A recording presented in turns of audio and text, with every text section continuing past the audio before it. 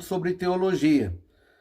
Teologia, ela tem muitos significados, pode ter muitos significados, e um deles é quando a gente quer se referir ao contexto bíblico. Quando eu falo que alguma coisa está em desacordo com o que diz a palavra de Deus, eu digo que essa teologia está distorcida. Eu digo que essa teologia está impontual. Eu digo que essa teologia está acomodada a uma situação como alguém que quer puxar a sardinha para sua brasa e acaba se tornando essa teologia uma teologia mentirosa, uma pseudo-teologia, uma teologia falsa. Muitas vezes, porque alguém pega versículos isolados ou textos isolados da palavra de Deus para defender uma causa, defender um pensamento próprio. E isso é muito mais perigoso do que a mentira, porque a mentira ela é uma coisa fácil de se identificar, mas pior do que a mentira é a aparência da verdade. Então, a teologia, para que ela seja uma teologia pontual, é necessário que nós conheçamos todo o contexto bíblico de uma situação. Então eu preciso, para isso, estudar em teologia aquilo que a gente chama de hermenêutica. Hermenêutica é a arte de interpretar textos. Os advogados aprendem hermenêutica nas suas faculdades de direito para, na interpretação dos textos, pegar alguma falha, alguma brecha, alguma coisa que ele poderá usar para defender o seu cliente ou para acusá-lo. Porque tem o advogado de defesa e tem o advogado de acusação, o promotor. Então a gente sabe que aquele que domina essa arte de interpretar os textos e depois de aplicá-los, seja para o bem ou seja para o mal, seja para defender ou seja para acusar, vai ganhar uma causa na justiça aquele que tiver melhores argumentos, aquele que fizer melhor uso do texto, do contexto, de tudo aquilo que vier às suas mãos para que ele leia e interprete. Por isso que bons advogados cobram altos valores. Se ele tiver um histórico de causas que ele defendeu e ganhou e etc e tal, ele cobra peso de ouro.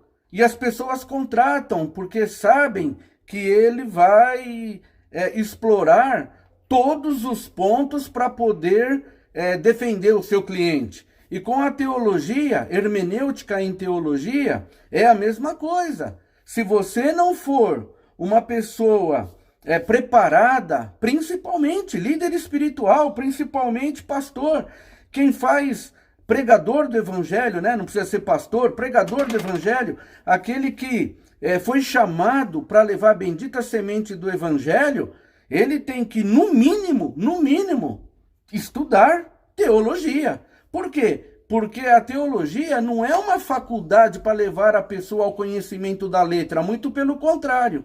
Muito ao contrário do que se afirma por aí, do que se pensa, sentar numa carteira para aprender teologia é descer nas profundidades espirituais, porque teologia, em se tratando de Bíblia, em se tratando de palavra de Deus, é